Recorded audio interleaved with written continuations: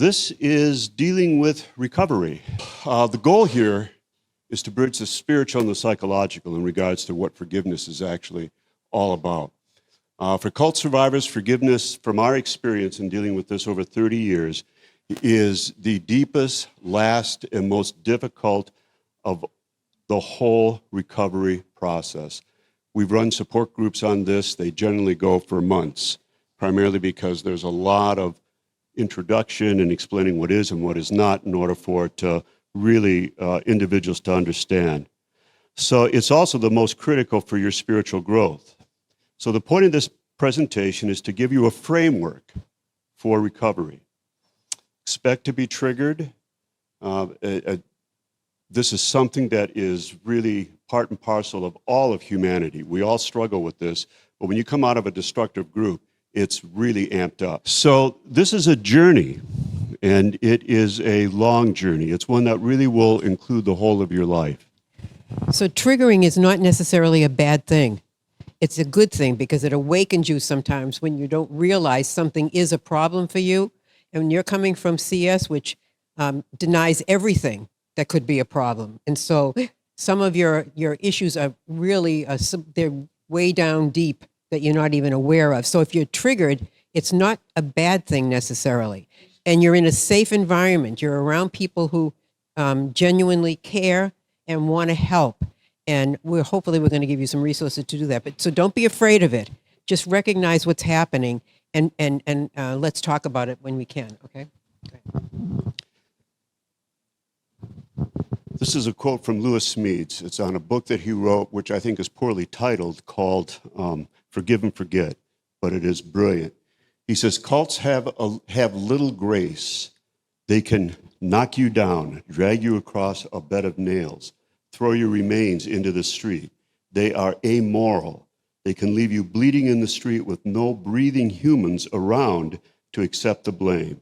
It is all policy.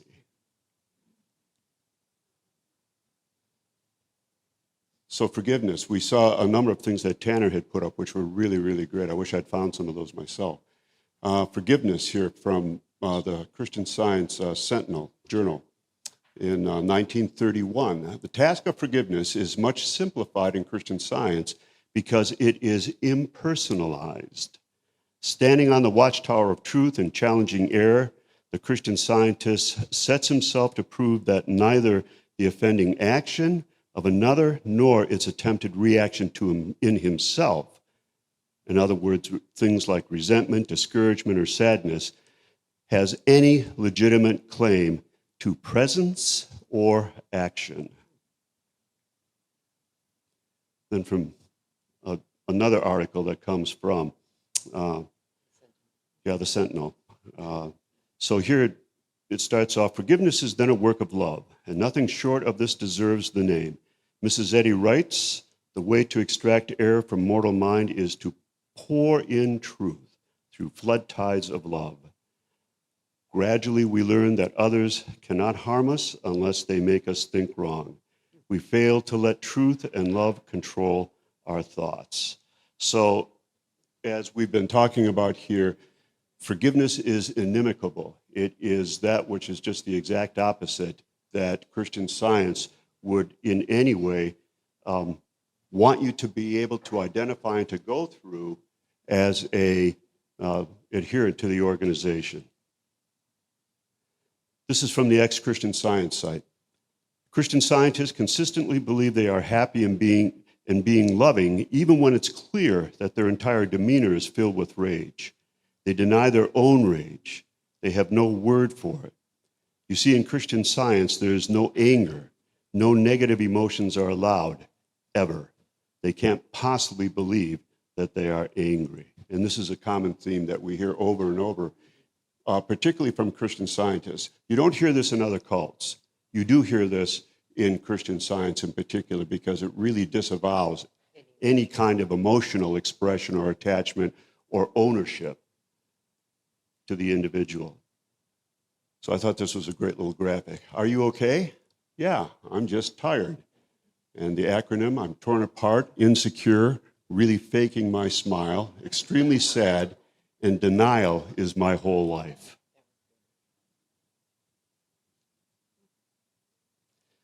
So forgiveness really involves, and Tanner talked about this and others have talked about it as well, there's a grieving process.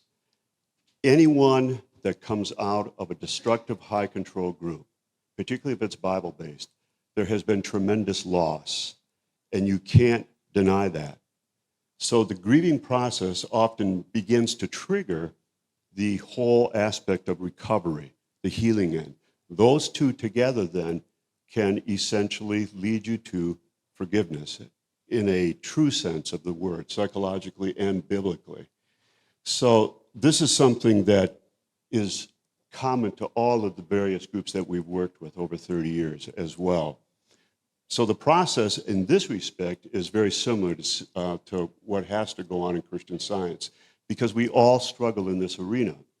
Again, it doesn't matter whether you have belonged to a destructive group or not. If you're a human being and you're not dead, then you are going to be struggling with issues as you get older of things you wish you hadn't done, things that you did do, things that you wish you had done that you didn't. All of these things come into play. And so we can all look back onto areas of our life that need to be redeemed, so to speak, where there can be forgiveness. This is just some basic important issues in regards to forgiveness. And this first session is primarily based upon why we need to forgive, why it is necessary. We're going to get more into the nitty-gritty of it in the next session when we are together. Again, from Smedes. Somebody hurt you, maybe yesterday, maybe a lifetime ago, and you cannot forget it. You did not deserve this hurt. It went deep, deep enough to lodge itself in your memory, and it keeps on hurting you now. Some old pains do not wash out. They remain like stubborn stains in the fabric of our own memory. Deep hurts we never deserved flow from a dead past into a living present. These hurts do not heal with the coming of the sun. Sometimes those hurts are not obviously visible. They're not physical, they're not sexual, they're not something concrete that you can actually put your finger on. The hurt might be, as somebody mentioned earlier, abandonment, or a parent or a loved one not believing you when you say something. And the child walks away devastated because they're telling the truth as they know it, and the adult doesn't acknowledge that. So that seems minor, but I've dealt with children. I was an elementary school teacher for 20 years before we started ministry work, and I can tell you that starts then, and generational, all through the generations, the denial of what was going on in the child is so pivotal. So even if that's the only bad thing that happened, that's very definitely a cause for the hurt and the pain that ultimately will come when you begin the forgiving process. Forgiveness is personal. Only people can be forgiven. We do not forgive nature or inanimate objects, nor do we forgive systems like the government or societies or CS. We only forgive people. Also, we do not need to forgive people who have not hurt us. Only the victim has that right.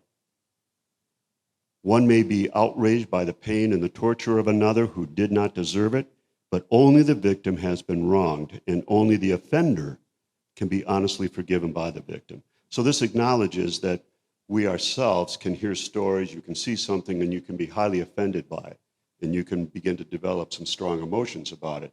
But in reality, the only one who can give the forgiveness is the one who was the victim of the offense. So we forgive people. Going a little bit further, unfair harm or trauma. There's a great difference between suffering intense pain and a painful wrong. A person can easily distinguish between losing a foot because of lightning and losing a foot at the hands of an evil sadist. The former is pain due to nature, the latter is pain through violent unfairness. This is not to say that harm is unfair only when someone means to be unfair. Harm can also be unfair when it is not deserved or is unnecessary. So it's meaningless. Why was this done? Why did this happen? That this now becomes an issue that is different from us needing to feel the same way in regards to perhaps you're at the wrong place at the wrong time, you got hit by lightning, you lost your foot, or something along those lines there. Deep harm. Deep harm or trauma, however, makes up the third dimension of this. This type of harm, by its very nature, requires the process of forgiving for authentic healing. Deep harm or trauma is often subjective. There is no all-inclusive defining list of these hurts. However, there is in general an agreement upon what is superficial and can be tolerated and what is deep and disconnects people. So let me give you some examples of this. Things too shallow to separate people. Annoyances, the woman who can't find her coupons, the friend who monopolizes the conversation, the friend or spouse who only snores loudly on occasion. These are annoyances. It bothers me, but it's not something that needs to be a separation and that needs forgiveness. Slights, the friend who ignores you in public, the person who doesn't acknowledge the gift that you gave them, being left out of a dinner invitation that all your other friends are invited to. There's a slight that's there.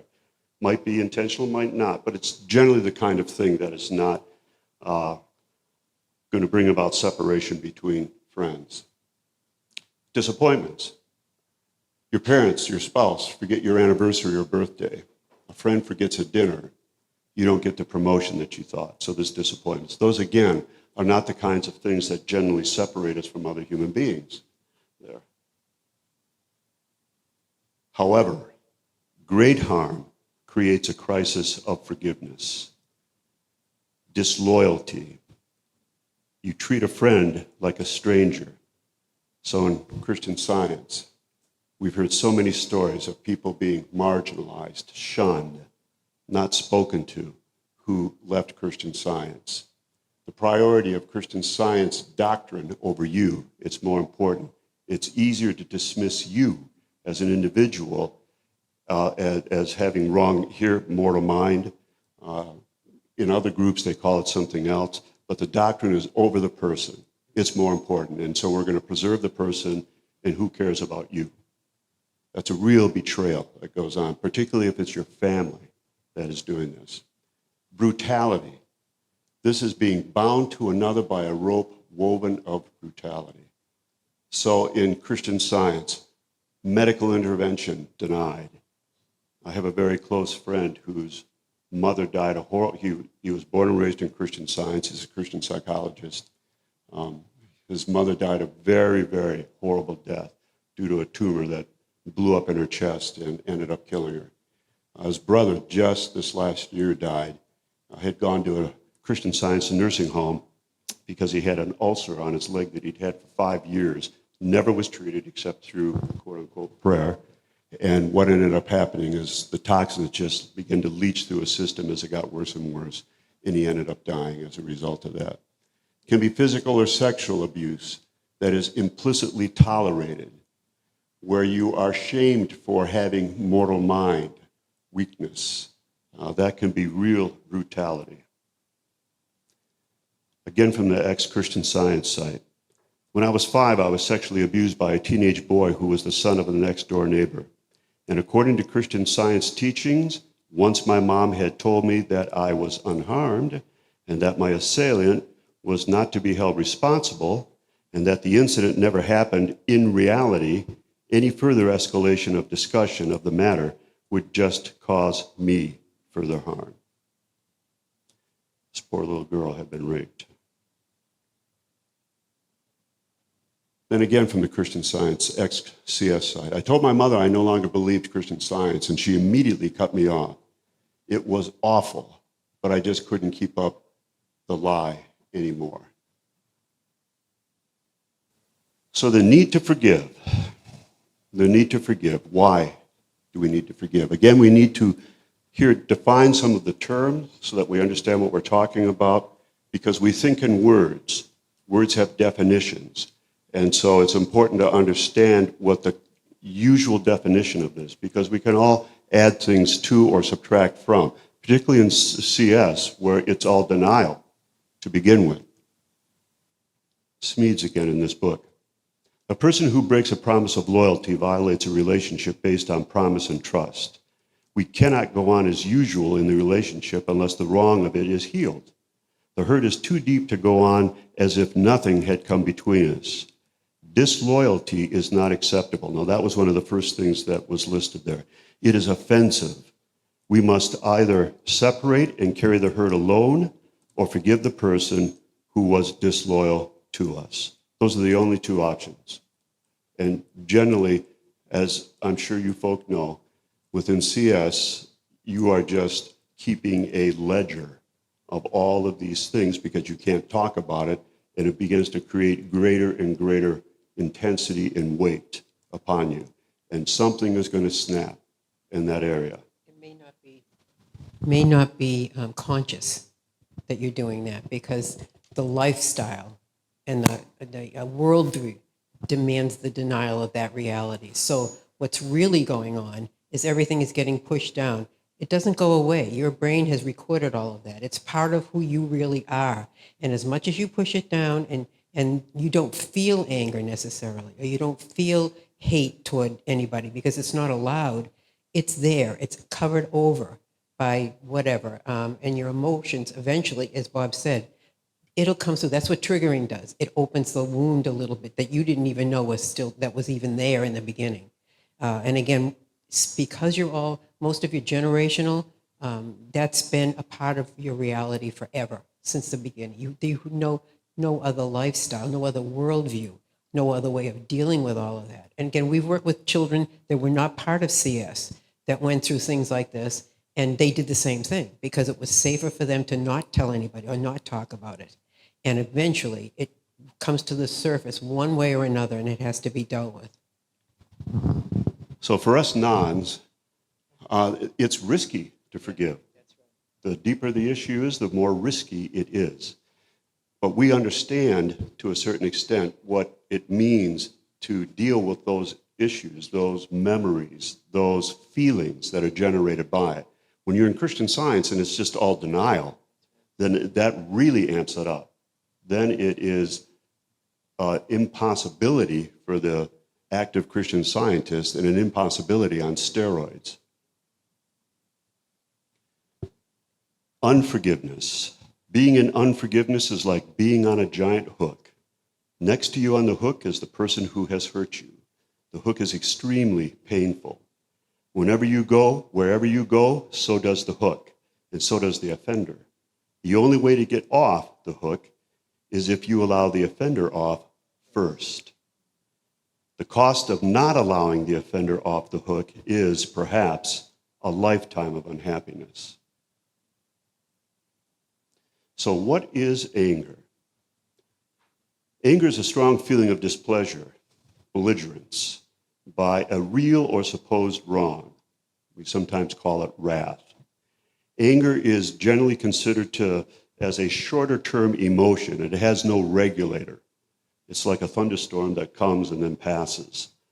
Thus, it is often a substitute for words like mad. I was really mad, and implying a lack of self-control. Human emotions like anger are simply the reaction of the soul to the events happening to it. Anger is almost always evoked by someone else's actions, words, or perceived thoughts that you believe has hurt your pride, your ego, it was unfair, it shouldn't have happened, and it is often immediate. You feel it in the moment. Hate, though. Hate is a tiger snarling in the soul. Hate is our natural response to any deep and unfair pain. Hate is our instinctive backlash against anyone who wounds us wrongly. It's hard to admit that that's the case because none of us like to think of ourselves as hateful. So again, on the XCS side, all too often I've seen that Christian Science removes almost all empathy from people. Human feelings and emotions become illusions to be denied.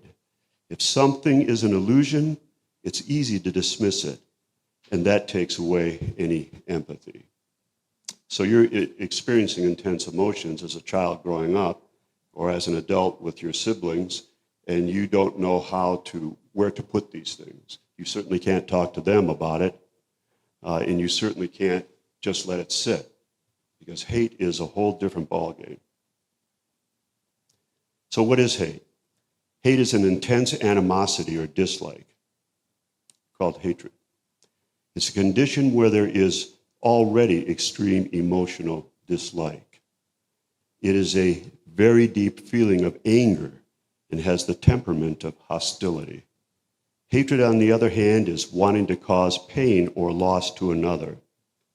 Hatred rests more on the idea of a planned response to a situation or person. Some of this is just involuntary. We've all been in situations, if you're a human, where you have been highly offended by somebody and it's gone deep. And you say to yourself, how am I going to manage this? How am I going to deal with this? And so you instinctively kind of distance from the individual. If you're not going to confront that and deal with it, then we distance. We just kind of back off and just let it go. I'm sorry to keep taking this away from him, but you can see the difference between anger and hate, because anger diffuses usually fairly quickly. Once you walk away from the situation and you don't have to deal with it anymore, it kind of diffuses itself. And some people hold on to it, and it might develop into hatred. But hatred is there. It's more powerful. It's deeper. And as Bob said, you have to consciously think through. You might not use the word hate or hatred, but those intense feelings are there, and they need to be dealt with in a completely different way, because anger will, on its own, if the situation changes, it usually diffuses. Again, from Smedes, we attach our feelings to the moment when we were hurt, endowing it with immortality, and we let it assault us every time it comes to mind. It travels with us, sleeps with us, hovers over us while we make love, and broods over us while we die. Our hate does not even have the decency to die when those we hate die, for it is a parasite sucking our blood, not theirs. There's two different kinds of hate. There's passive hate. Passive hatred is here where we do not wish the perpetrator or the offender. We don't wish that they would die. There's just no desire for them to do well while they live. At the very least, they should not do better than we do. We cannot pray honestly that they go on to become a bright star in the sky. Okay, that's just more passive. Active aggressive hatred. Active aggressive hatred, this is a driving fury. We may settle for a lesser retribution, or we may wish the perpetrator would drop dead. Not only are we void of any desire to see the perpetrator do well, we may devoutly wish them to suffer badly. We are poised to attack. This is an aggressive hatred. We had many individuals that came to Meadowhaven who they wanted to meet the one who would have deeply hurt them behind Walmart with a baseball bat. They were just raging inside because of the offense that had been committed against them. And this is something that built up over time to where it just became very, very intense. So to kind of summarize this, anger is an emotion that everyone feels. It is usually triggered by a specific incident, such as someone making a comment that hurts your ego. Hate, on the other hand, is a condition that worsens over time. Anger passes, but hate just continues, and the longer it continues, the worse it makes you feel. Anger is not the same as hate, but in order to hate, you must feel anger. It's the first step. Anger is temporary, but hate tends to be enduring. Smedes here again writes, I think very tellingly, when we deny our hate, we detour around the crisis of forgiveness. We suppress our spite, make adjustments, and make believe we are too good to be hateful. But the truth is that we do not dare to risk admitting that the hate we feel is because we do not dare to risk forgiving the person we hate. So the conclusion here, sometimes hate only nibbles at the edges of the heart. It does not burn out the lighting of the soul. Sometimes it only asks that the hatred or that the hated person keep away from us for a while. It does not go always for the jugular.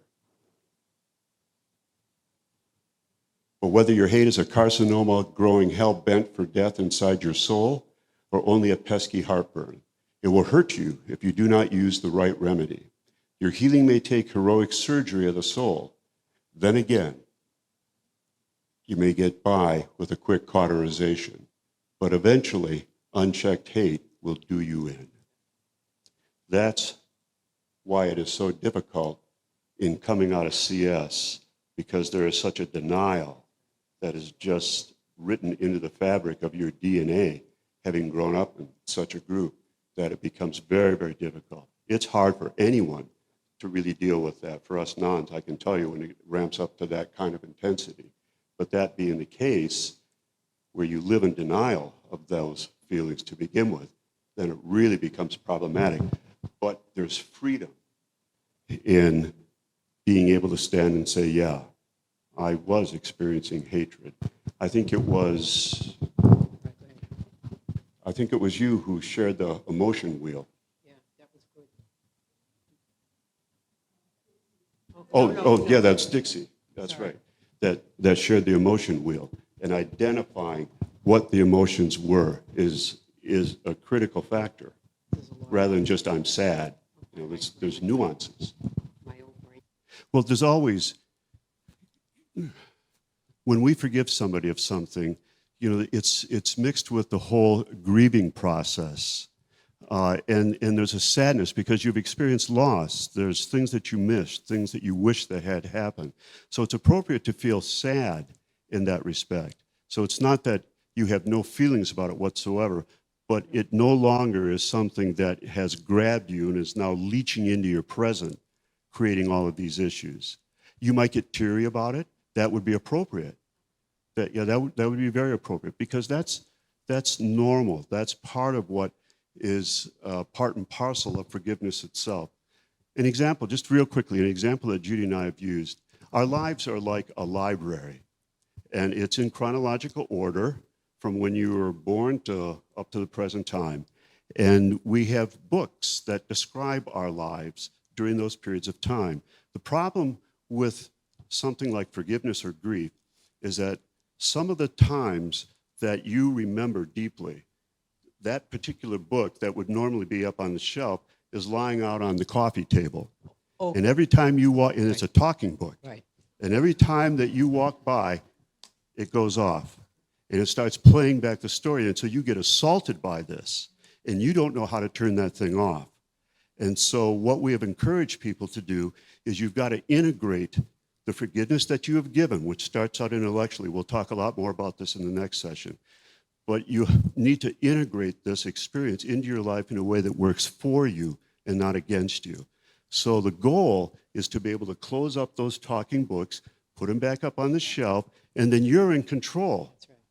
Because you've lost control over the trauma that you've experienced. So you can go up if you decide to and pull the book down and read it. You might get teary. It might make you sad. It might make you sad. It might make you mad. But you can close it up and put it back up on the shelf. You're not denying it. You know that it's there. Right. But it's being integrated into your library in a way that now fits the Dewey Decimal System. It's not just lying out somewhere and you pay all the expenses of not checking that book back in. Yeah. So, other questions?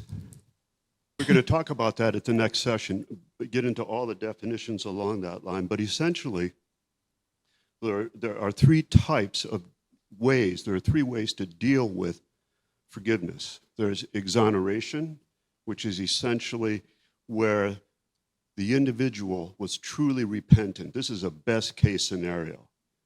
They admit everything. They might even come to you and say, I deeply offended you. Would you please forgive me? Now, that's a rare situation that happens even with nons, okay? But the next one deals with forbearance. Forbearance is where you, let's say, for instance, that you have a relationship with someone that's in CS or is out of CS, but it's very toxic. But you have to maintain the relationship. Mm-hmm. So you choose to do so that's where the real boundaries begins to be involved there, because you've got to manage that now in a way that works for you and not against you. So you don't want to be the doormat and just put up with everything, but at the same time, you don't want to cut it off completely. There are some relationships that are so toxic. We've worked with individuals in the past where they've been so abused when they were growing up that it is impossible for them to be able to deal with their current situation. The best thing for them is to just cut it right off in order to maintain any sense of self and sanity. Somebody had brought up, I think on the Zoom group, about what about if the individual has died? Okay, what if the person has died there? We'll get into that more in the next session, but essentially what forgiveness is for you, not for the offender. It's primarily for you. You are releasing that emotional energy that has been consuming regarding that offense, an offender that you have been struggling with. And so you are then able to move on through that. So we'll talk about that. So the person may be dead there, but what if the person didn't want any of your forgiveness? What if they say, look, it was all your problem? You know, that's worse in many respects. And they're in your face all the time about certain things. So it's more about you being able to release this so that you can move forward in a way that works. Just keep the image of the hook, because that's a really good way of looking at it. That person's ahead of you on that hook, and you want to let go of them, so that you can get off of it, so you don't have that burden anymore. But you can't do it if they're still there. So if they're gone, really gone, they've passed away. There's a lot of strategies. We can talk about those things in the next session about how do you do that? What are some ways you can do that? But forgiving yourself, if you're coming from a Christian worldview, from a Christian perspective, if God has forgiven you, why should you have higher standards than what God had in forgiving you? Right. Yeah, this lady says that she, in forgiving herself, the difficulty that has been, and how does one go about doing that? And I would contend that from a biblical point of view, and Tanner covered this to a certain extent, when we are forgiven in Christ, when that has been washed away, then to think about it logically, for me to continue to hold myself hostage for what God does not hold me hostage for, then I'm in essence saying, I don't deserve your forgiveness because I haven't lived up to my own standards here, which gets back into then the whole moralism and trying to maintain a particular set of standards that is a futile attempt. All of us fail in that there. So this is a journey. This is the other thing I think that's important for us to say. Forgiveness is always the last component in our experience in working with former members of destructive groups. It is the most difficult one. It is the most explosive that we have dealt with. We've had individuals in support groups say, I am not forgiving that individual. I'm never, and getting up and walking out and things of that sort. But it's because it is so deep, and it really is getting to the root of what the difficulty has been. So it's a journey. Look at it like this. You're climbing up flights of stairs. Your journey to healing is climbing up flights of stairs, and there's a lot of flights. And you get up to 3, 4, 5 flights, and you're feeling pretty good about your own situation. You're doing well. You're able to function a whole lot better. And you might decide that you want to set up light housekeeping on that landing. And so you've got your barbecue out there, and you're just enjoying life. You're looking around. It's great. But then something happens. Maybe you get triggered by something. Maybe there's some event. Maybe you run into somebody. And it unearths some other issues. Then you need to just climb higher flights. You can always continue that process. What you don't want to do is to stay stationary. Many individuals plateau because they don't want to, as Smead said, pay the price that is necessary in order for you to regain control of your life in a way that works for you and not against you. It's scary and it's tough. It's tough work to do. Linda. Along with the cost, the Tim Keller book on forgiveness, he talks about, Jesus took the cost of our sin, or if somebody pays your parking ticket for you, they bear the cost, or if when you forgive somebody, you actually take on the debt that they owe, you bear the cost, and part of forgiveness is being willing to do that. So it costs you something, but it's worth it in the end. Absolutely. Yeah, thank you for that. Thanks for sharing that. Anyone else? That's an excellent question. I would contend, others might disagree with me on this, but I would contend that since we are broken people, even though we're forgiven in Christ, we are still broken. And as a consequence of that, things will continue to manifest at certain times, maybe certain anniversaries, certain milestones in the course of our life. It should lessen immensely because we're being transformed from glory to glory into the image of Christ. And so you begin to feel a much greater freedom and a much more intense sense of peace because God's presence is with you. And as you accept his forgiveness of you, it becomes easier then to forgive yourself and to not continue in this continual blame game that is going on. So I would contend that until we reach glory, there's always going to be struggles because God is at work within us and transforming us there. I hope that answered your question. Yeah, that was great.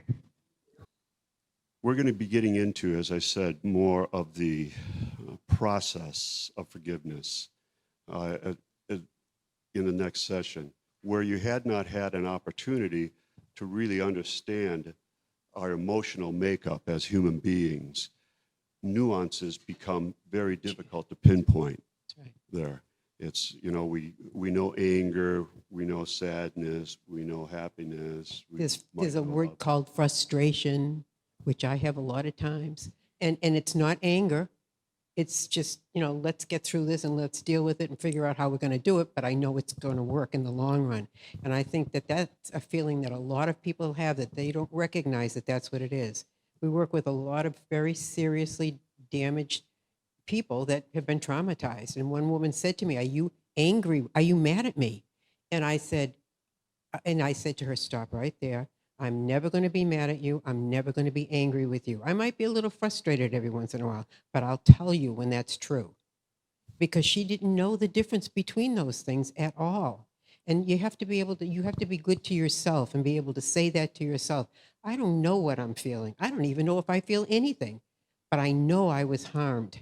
And I know that somewhere inside of me, there has to be some feeling, whatever the heck it is, that nobody ever let me get in touch with.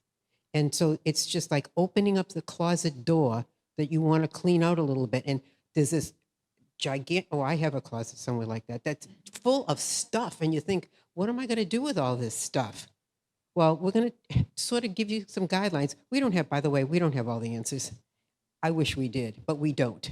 But we're willing to walk with you through all of this. And if we come up with some wonderful ideas 3 weeks down the road, we'll give you a call. Don't worry. But anyway, you can do it. It's doable. We know because we've seen it done before.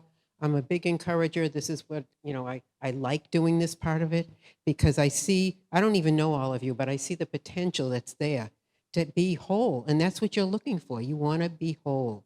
And this is how you're going to be able to do it. The hardest job is letting go of the person, not just what they did. And the difficulty that we see in talking with you folk, where there has been not the opportunity to develop, for want of a better way to put it, normally, emotionally. I don't know whether you've ever seen children at times when they are very little, they don't have the experience to describe how it is that they're feeling. And you can get these little pictures that show a happy face, a mad face, all these different kinds of faces. And the child will sometimes point to the one that they're feeling there because they don't have the nuances. Right. you folks coming out of CS where it has been stunted. And it's part of the neurobiology of our brain. The emotional regulation is, a lot of it is done in what's called the limbic region, the center of your brain. And that area has not been wired to a certain extent over experiences in time and seeing how forgiveness, stress, anger, sadness, grief is handled. So you don't have any example of that at all in order to fall back on. So it's foreign territory. It's like I got dropped off in the middle of the jungle and I don't have a compass. I don't know how to go about on this. So, but the good news in terms of the neurobiology is that you can rewire your brain. And as you learn more of these kind of nuances and experiences, it changes things. And it doesn't matter how old you are. I'm telling you, seriously, we've seen people in their 90s rewire their brain and change some of these dynamics. All you have to do is just live and be open. Let me give you an example from a non's life that is kind of along these lines.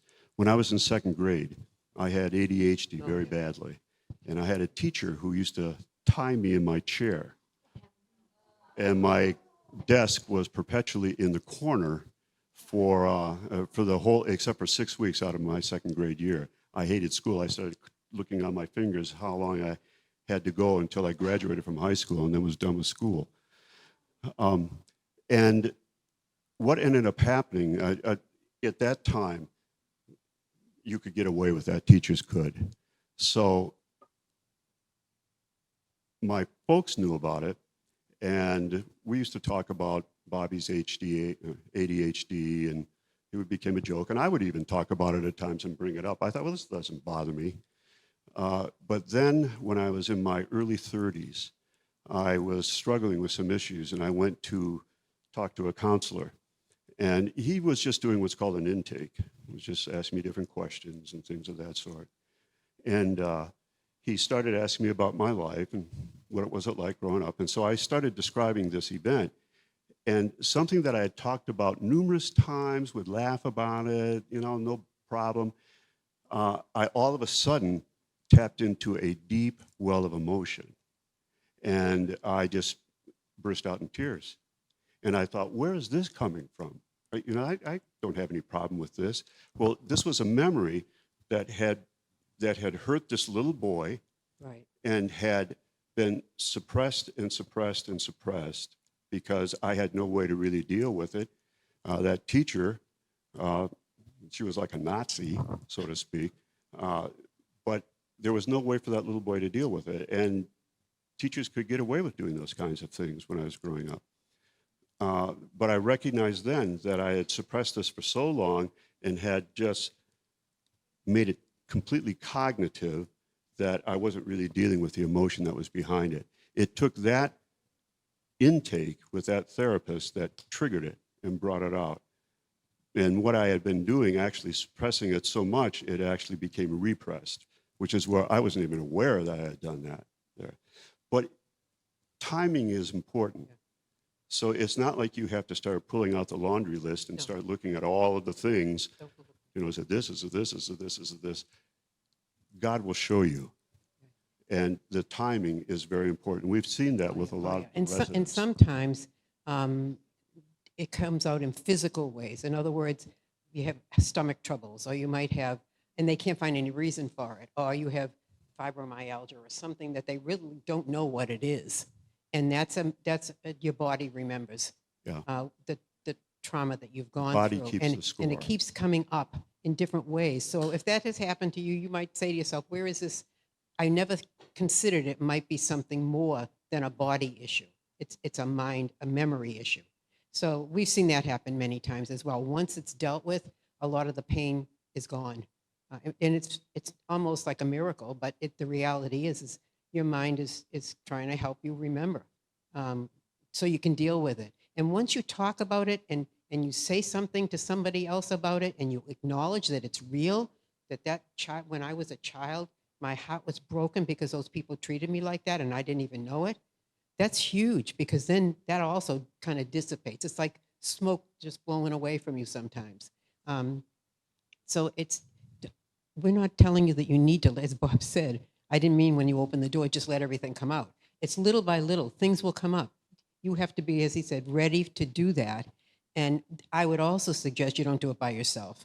You find somebody that you can talk to, even if it's a good friend or a relative that you're very, very close to, that's willing to listen to you and isn't trying to fix you in any way, isn't trying to make you be, you had enough of that. You don't need to be fixed. You need to be heard, and you need to be acknowledged, and you need to be cared for. That's the most important thing. So if you can get somebody in your life, or you know somebody, or a good therapist or whatever, they're out there somewhere. But if somebody isn't meeting that need, go somewhere else. Find someone to come around you and help you, because the talking, to me, I love to talk. You can see that part of me. But it helps. I'm going to tell you, I've gone through some things, not like he did, but because I was able to say it out loud and acknowledge and not deny that it was really happening. I had that luxury to do that. You didn't. None of you did.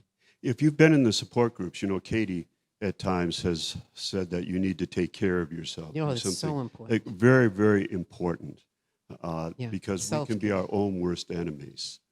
And kind of what you were referencing, that, how do I forgive myself for some things that were going on here? That's what I mean by being our own worst enemies at times, or expecting things really fast. When we first started Meadowhaven, we had residents who were incredibly traumatized that came, and we were going to fix them. Oh yeah, And we had a we plan. corrected that pretty quickly. And that did not go real well. We began to recognize that the timing, they had to be at the right place in their life with the right timing in order to begin to deal with certain things. And I do my best thinking out loud. So I'm just saying it out loud, so that's my personality style. It's not any magic thing, but it's the way God created me. So when I'm talking out loud, my mind is going at the same time. And if I get, if he's listening, then he can reflect that back to me, and it makes sense. So it's helpful. So it's just those kind of things. None of it's magic. It's real, and God is so good. He wants you to be a whole person, and he wants you to be able to spend eternity with him. And you're on this. If you're a Bible-believing Christian, you're on that path. You're on that path already, and you're walking towards in the right direction. It's just a journey. We're not near the end unless the Lord returns very quickly, which might not be a bad idea. But I just think that, we're trying to explain all this stuff to our great-grandkids, by the way, and they now see it as a journey. We're just heading there, and it's going to make a big difference as you walk, as you heal. You can enjoy that journey a little bit more. Very good question and very Excellent. good point. Yeah. We tend to compare ourselves to others. My abuse wasn't as bad as that. I mean, yeah, maybe my mom wasn't always there for me and she didn't take me to the doctors, but I didn't get beat up. I didn't get physically or sexually abused. And so we then downplay what it is that we experienced. Trauma is trauma. And it doesn't matter what context it comes in. It's always just a different set of clothes. But trauma does two things. It robs you of control, having a sense of control over your life. So many of the residents that we had come to Meadowhaven, they would, figuratively, they'd wake up in the morning, and rather than saying, oh, it's a nice sunny day, I think I'm going to enjoy this, rather their thought process was, how am I going to manage my life in a way that I am not being triggered? Because when you lose control, then you have to try and regain control. And that involves things I can't think about, people I'm not going to talk to, people I don't want to see. You try and manage it in a way that protects you because you don't have the emotional ability to be able to deal with it there. So that's a critical factor in this. If you feel that the caller here, or the lady on the other end, if you feel that you lose somewhat of a sense of control over your life and that you're managing things, that's an indicator that can be helpful to understand. It doesn't matter what other people have experienced. We've had some individuals come to Meadowhaven who had horrific situations, and my expectation was, how is this person able to do long division and tie their shoes? They just were so it would seem damaged by it. but it wasn't as huge an issue as it would have been for some of the others. So, and trauma also robs you of your ability to trust. Right. Very difficult to trust. Fool me once, shame on you. Fool me twice, shame on me. Fool me during my whole life, and I'm not going to trust anybody here. So that is risky behavior for you to step out again. And so if you're experiencing either one of those two things or both of them, that it's hard to trust people that you normally would trust or that you see other people trusting, and it's hard for you to feel that I have control over my life, my emotional life. Do I have to try and kind of blockade things so that I'm able to not get triggered? Then that's an indication that there's some deep-seated things. I don't know if that's helpful to you, but it's generally what happens. Okay, this will be the last one I think we're going to have. I just wanted to add a little to that. My brother told me about a book called Running on Empty, where it points out it's the things that weren't done that we didn't get. That's what's hurting us. The parents who didn't understand our emotions and Absolutely. Things we don't even think about. Yeah, absolutely. The human body was not designed to carry this kind of heavy stress over an extended period of time. It was not designed that way. We've had residents who had been diagnosed with what's called adrenal exhaustion. Their adrenal glands were no longer producing the adrenaline that's needed to help kind of regulate. And so the chemical balance in their body had been changed. So running on empty, you can't deal with things. You don't have the reserves over time there. But the good news is that you can regain and rewire in a lot of ways. But it takes intentionality on your part. And we commend you because you exhibit so much courage in wanting to go forward. That, would to God that everyone was like that. And that makes a huge, huge difference. And so I would agree with my wife, Judy, when she said, just don't give up. It's a journey. And your journey is not the same as some other CSer that left the group. I think it's really significant what you said about it's what didn't happen. That is as traumatizing as what did. Because what you should have had, what you could have had somewhere else in a different kind of a family or a different kind of a faith system, you were robbed of that. You were denied all of that. And you didn't even know. You didn't have a clue that was going on. So that's where the loss of control comes in. Not that you have to control things. We don't mean it in the sense of being dominating. What we mean is that it's your life. You should be able to make decisions, especially when you become an adult, about your own life. And you couldn't even do that because you didn't have a real life. Yeah, there was no reality to it. The abnormal had become normal. How do you do that exactly? Don't try to explain it to me. All right. Well, we want to thank all of you. This has been really good. We hope that this is helpful. And hopefully we didn't drive all of you away from coming to the second session. Yeah. So hopefully we'll see you later.